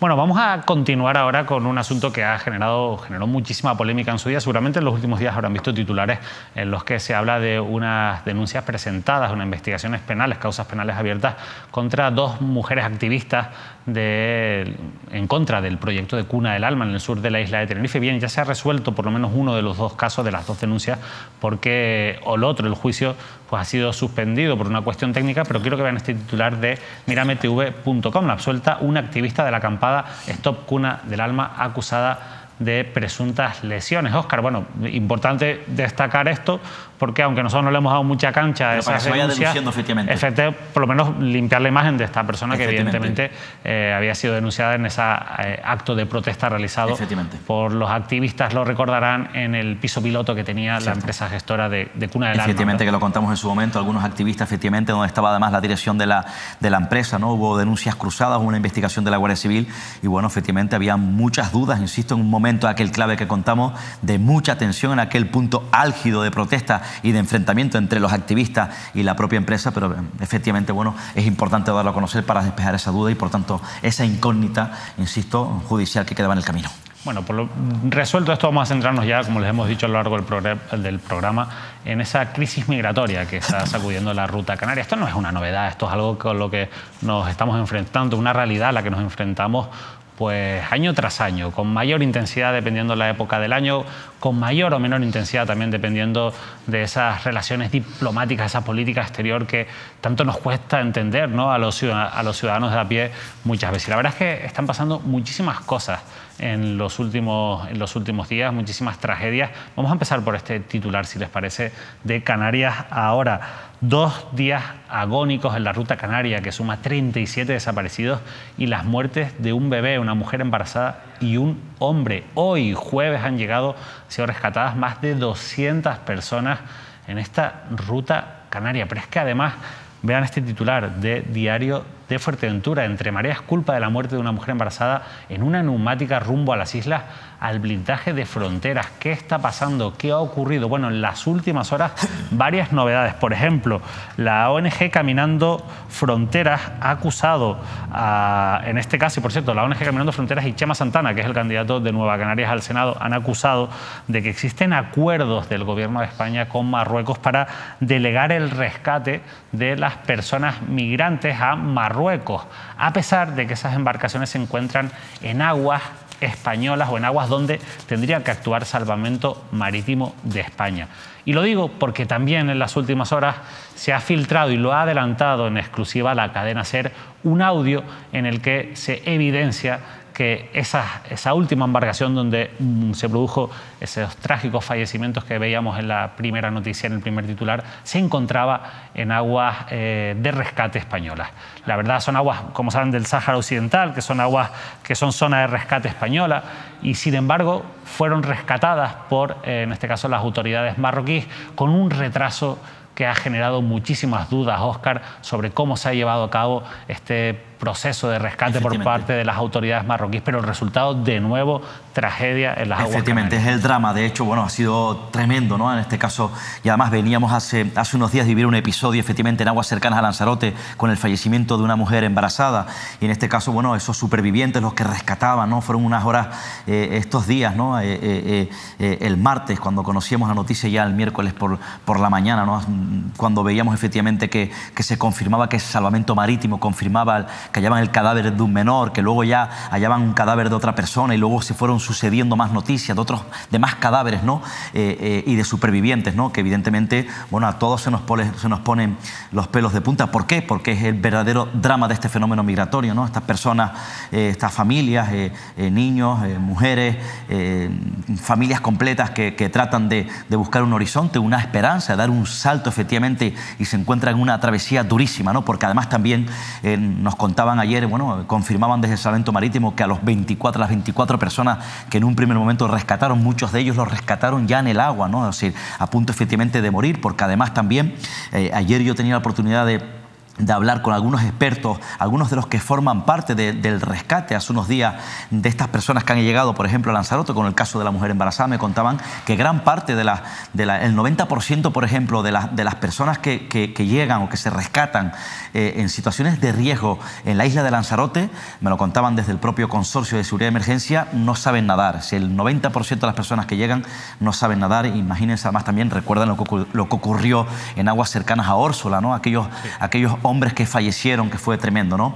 Y de luego este drama ha sido horroroso. Yo creo que hay que poner el foco efectivamente en el verdadero drama, evitar efectivamente este tipo de situaciones, y que en Canarias existan, en España, todos los recursos con las máximas garantías para que efectivamente lleguen a una situación humanitaria con garantía. Que por cierto, hoy ha habido un pronunciamiento del Gobierno de Canarias, en este caso el propio Julio Pérez, el portavoz en funciones, se le ha preguntado, ha dicho...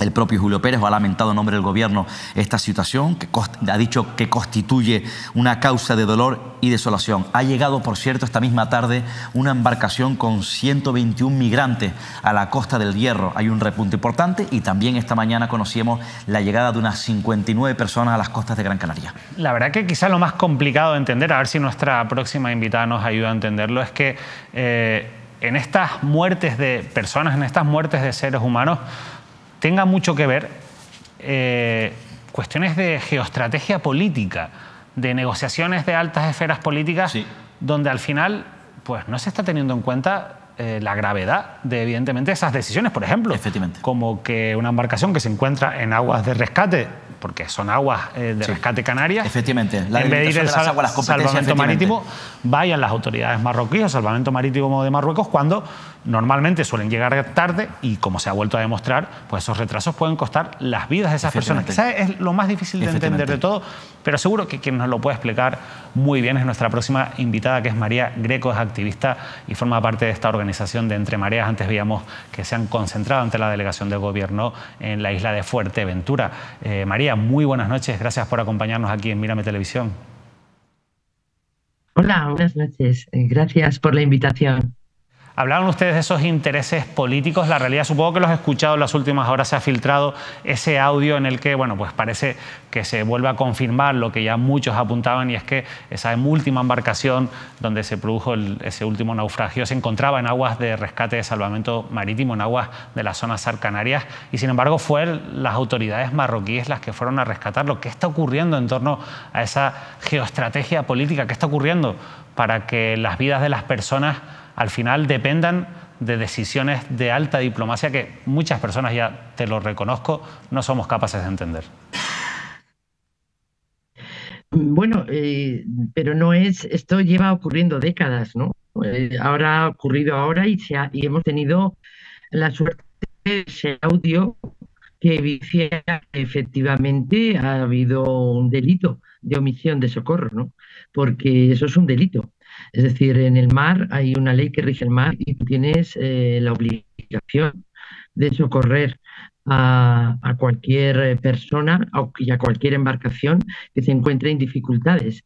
Y esto pues nos hemos enterado hace muy poquito tiempo, pero nosotros Entre Mares, que lleva casi 20 años trabajando en el ámbito migratorio y con las personas migrantes, tenemos la constancia que desde hace décadas viene ocurriendo lo mismo, ¿no?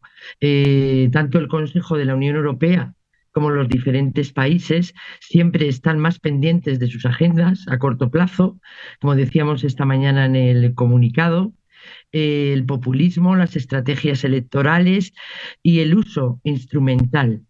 Ese es el uso instrumental que se hace de los movimientos y de las personas que se encuentran inmersas en procesos de movilidad, ¿no?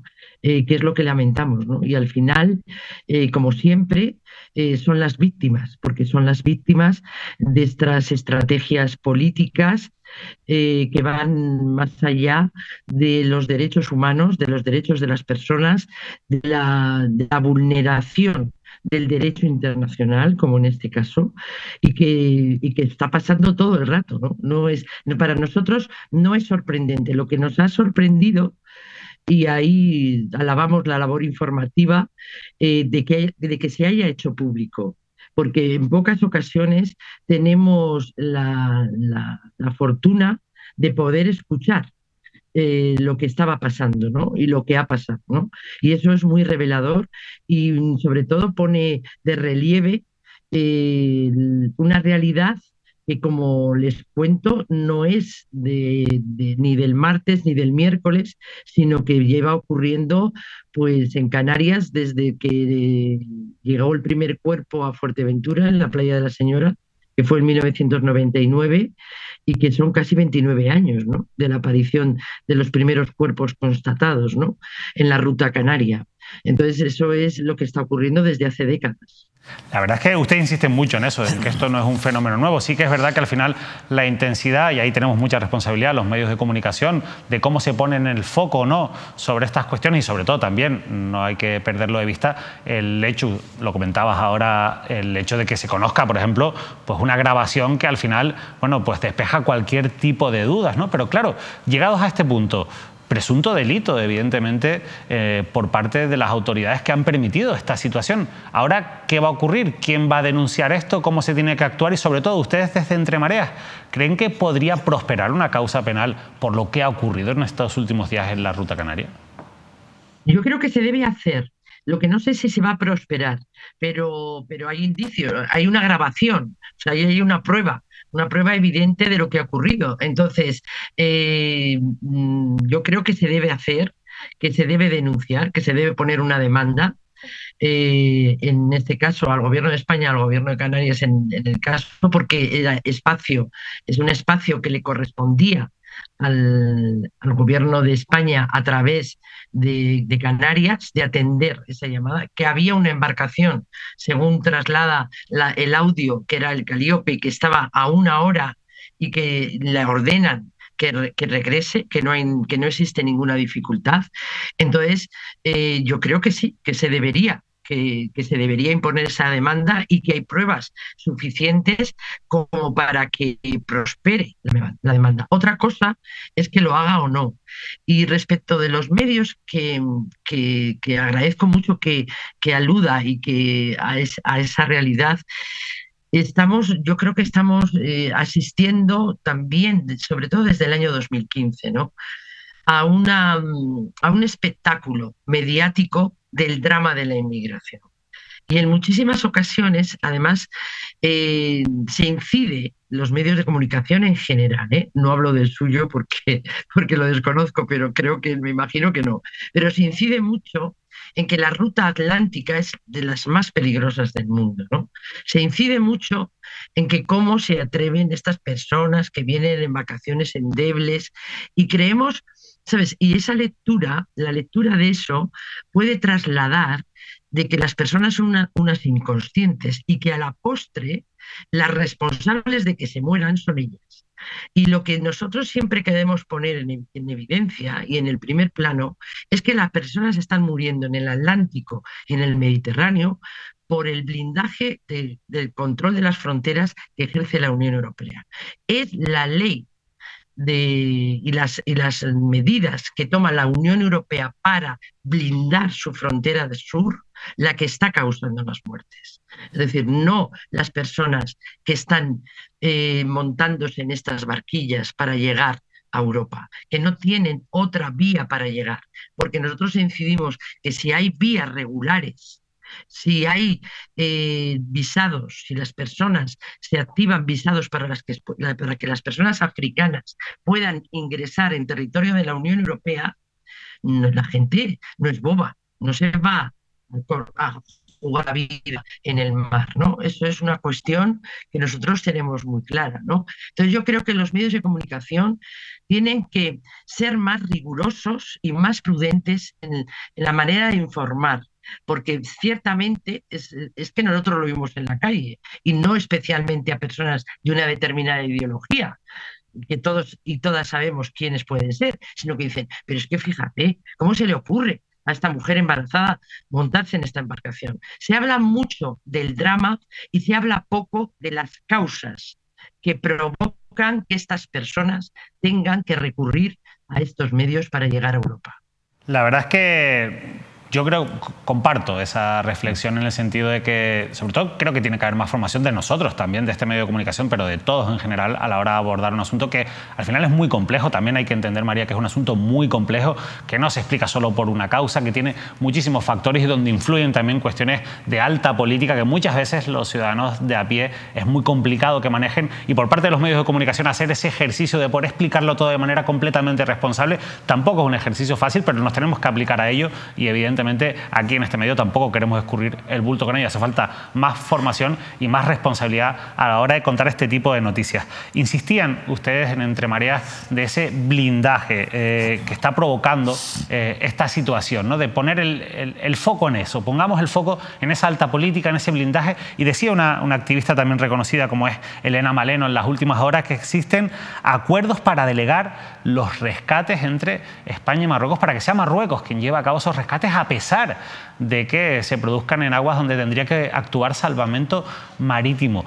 La realidad, viendo esto realmente es así. O sea, ¿a ustedes les consta que esto pueda estar ocurriendo? Lo digo porque, unido a lo que hablábamos antes, a ese audio que habla ya o pone sobre la mesa indicios de una presunta omisión de socorro, si es que además todo esto está pactado, está acordado, bueno, aquí podemos tener altas responsabilidades. ¿A ustedes les consta que existan esos acuerdos? Pues no, porque nosotros somos una asociación muy modesta, ¿no? Y porque somos muy poquitas personas, somos una asociación, no somos ni una ONG, sino somos una asociación. Y más que, aunque yo no reniego de la palabra activistas, pero activistas yo creo que deberíamos ser todos, y sobre todo por la paz y por los derechos de las personas. Tenemos un servicio de atención y asesoramiento, estamos en contacto directo y permanente con la población migrante, eso sí. Entonces podemos saber lo que pueden llegar a saber ustedes a través de la información que se da. Lo que sí que intuimos y esa intuición no es solamente una mera intuición, sino que está sustentada en los años que llevamos. Es decir, hemos asistido a lo que ocurrió en el antiguo aeropuerto de Fuerteventura en 1999. Estamos saliendo con una pancarta a pedir no más muertes en las costas desde el año 2005. Entonces, esa perspectiva del tiempo nos hace ver que las cosas han cambiado o poco o nada en el ámbito migratorio. Y si han cambiado, han sido para peor. Entonces, hay una cosa que es evidente, los acuerdos a los que está llegando la Unión Europea con respecto a su política migratoria. Y eso es público. Esos sí que acuerdos sí que son públicos. Entonces, a través de esos acuerdos, podemos llegar a la conclusión, porque luego la realidad, como en este caso nos lo evidencia, que todo vale. Es decir, la Unión Europea apuesta por blindar la frontera. La Unión Europea apuesta desde el año 2015 por externacionalizar las fronteras de la Unión Europea. Es decir, nuestra frontera, Canarias ya no es frontera de la Unión Europea. España, ahí no está la frontera. La frontera está en Marruecos, la frontera está en Mauritania, la frontera está en Senegal, porque con todos estos países firma acuerdos en el ámbito migratorio y da dinero, ingentes cantidades de dinero para que se gestione y para que se gestione la no salida de estas personas. Entonces, si yo te doy dinero para que tú controles en países, y el otro día lo hemos oído, es decir, hay 2 países con los cuales ha firmado otro acuerdo donde los derechos humanos, y no lo decimos nosotros entre males, sino que lo dicen organizaciones como Amnistía Internacional, se vulneran sistemáticamente en estos países. ¿Qué podemos esperar? O sea, la respuesta es que yo creo que cualquiera que tenga un mínimo sentido común, puede pensar que si estos acuerdos se están firmando en la Unión Europea, es que a la Unión Europea le importa poco quién viva o quién muera, ¿no? Con tal de que no llegue. Tremendo, la verdad. Sí. Óscar. Señora Greco, ¿cree usted desde el punto de vista humanitario, que es importante, efectivamente usted lo ha dicho, cree que ha avanzado desde su punto de vista Canarias, insisto, en algo con respecto efectivamente al hecho de que se ponían en duda, como por ejemplo el muelle de la Vergüenza de Arguineguín, o la falta de recursos cuando hubo una avalancha importante de llegada de embarcaciones? ¿Cree que ha avanzado desde hace 1 año o 2 años en adelante desde el punto de vista humanitario en cuanto a los recursos para recibir o acoger a los migrantes que llegan a las islas del archipiélago de la mejor manera posible, con las mayores garantías desde el punto de vista humanitario? Y nuestra experiencia nos dista por el tiempo, es decir, no porque sepamos más, sino porque llevamos mucho tiempo, muchos años. Entonces nos da, como he dicho, reitero, la perspectiva. Lo que ocurrió en Arguineguín, después de lo ocurrido en el 2006, no tendría que haber ocurrido jamás.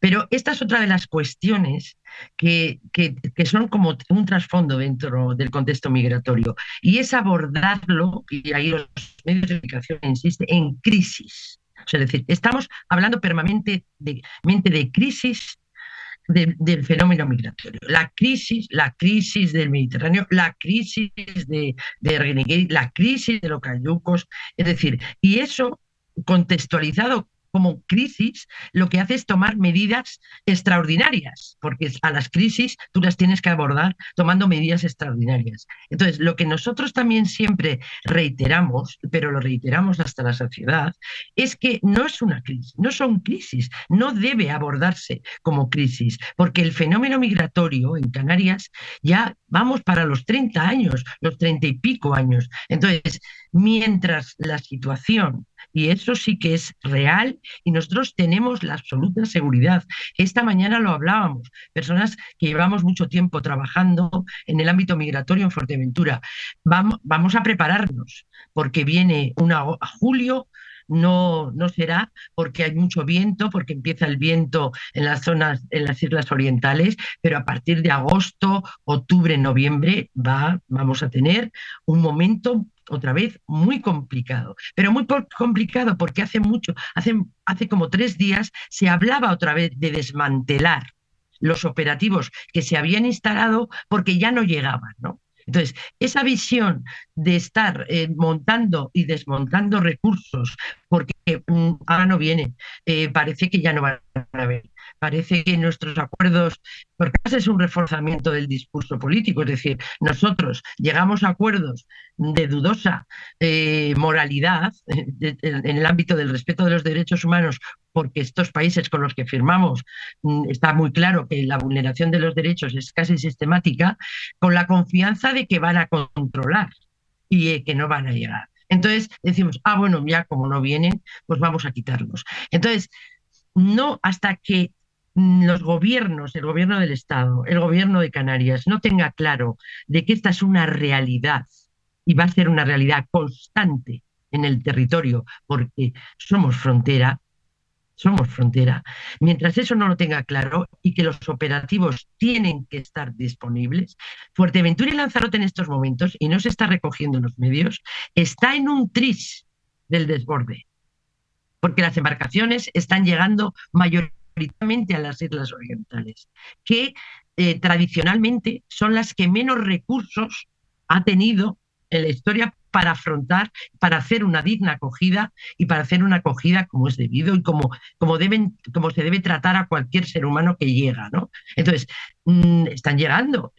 Sí que está funcionando la evacuación y el traslado a otras islas, porque también tenemos constancia de que efectivamente si todas las personas que han llegado en las 2 últimas semanas a Fuerteventura y Lanzarote estuvieran ahora aquí, la foto en breve volvería a salir, porque no tiene la capacidad. Fuerteventura y Lanzarote tienen los recursos para acoger. O sea, en este momento. Entonces, mejorar, yo no sé qué les puedo decir, porque esa es la realidad. Entonces, mejorar, que se intentó, sí, que se sigue creyendo que los recursos van a ser momentáneos porque va a ser momentáneo y se van a ir desmantelando, pues no.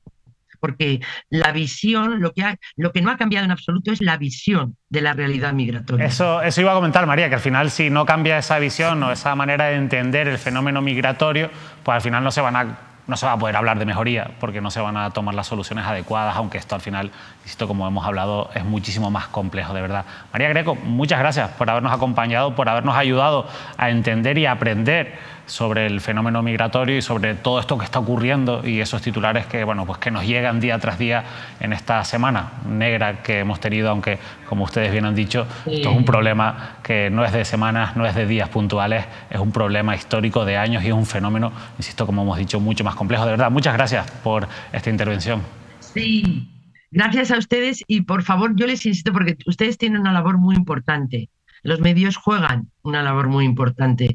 Entonces, el otro día leíamos otra vez, Marruecos empieza a disparar y a dejar gente en el desierto. Y yo digo, pero a ver, se decía desde Canarias, digo, pero bueno, nadie se ha leído el libro de Pepe Naranjo, Cayucos, porque lo publicó en el año 2006 y Pepe ya trasladaba que se estaba abandonando las personas, que Marruecos abandonaba a las personas en el desierto y que se ametrallaban y se disparaban a las embarcaciones. Entonces yo creo que hay que quitarle sensacionalismo a la información y hay que darle rigor.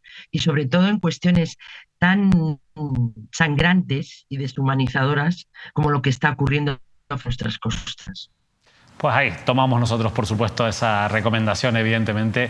Así es como tiene que ser, Óscar. Son asuntos complejos, difíciles de tratar, difíciles de entender, difíciles de explicar, por tanto, a la gente. Pero la realidad es esa. De nuevo hemos vivido una semana negra dentro de este fenómeno histórico que siempre se repite y del que nunca aprendemos, que yo creo que es la principal conclusión a la que podemos llegar. Nunca aprendemos. Efectivamente. ¿No? Y este es, sin duda, como decía, la fotografía del drama de la migración, que es lo preocupante y lo que nos entristece a todos. Y además, teniendo en cuenta, hablaba de Fuerteventura y Lanzarote. Fuerteventura, durante muchos años, fue testigo directo de llegada de embarcaciones, un día sí, otro día también. Los majoreros convivieron de manera muy cercana con el fenómeno migratorio.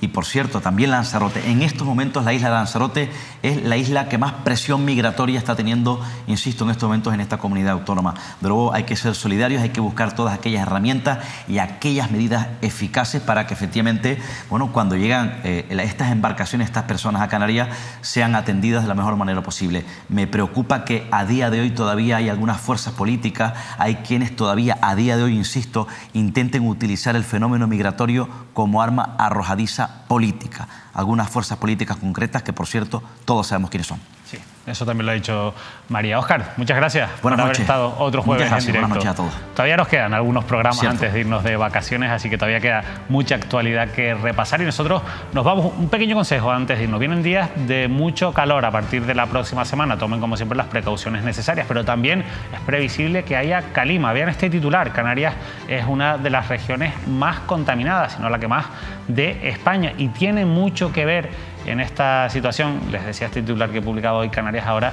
sobre la contaminación. A raíz de un informe que ha realizado Ecologistas en Acción, la contaminación del agua aumenta en Canarias por efecto del cambio climático y el crecimiento del tráfico.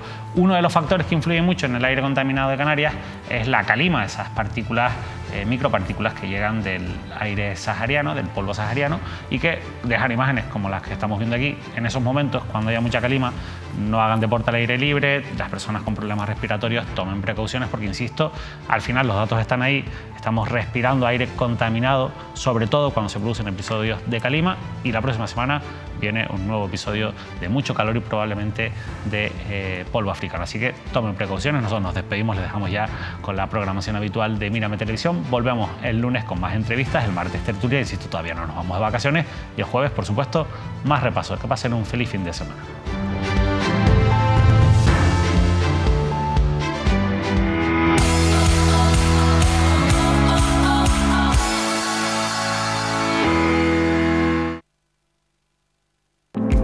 Canarias al Día. Patrocinan este programa McDonald's. Grupo número 1. Anatomía Patológica. Red Canaria. Egatesa. Multicentro Comercial El Trompo. Mogán Mall. Red Canaria. Laboratorio. Seguros DKV. Faicanes. Vivir sin plagas.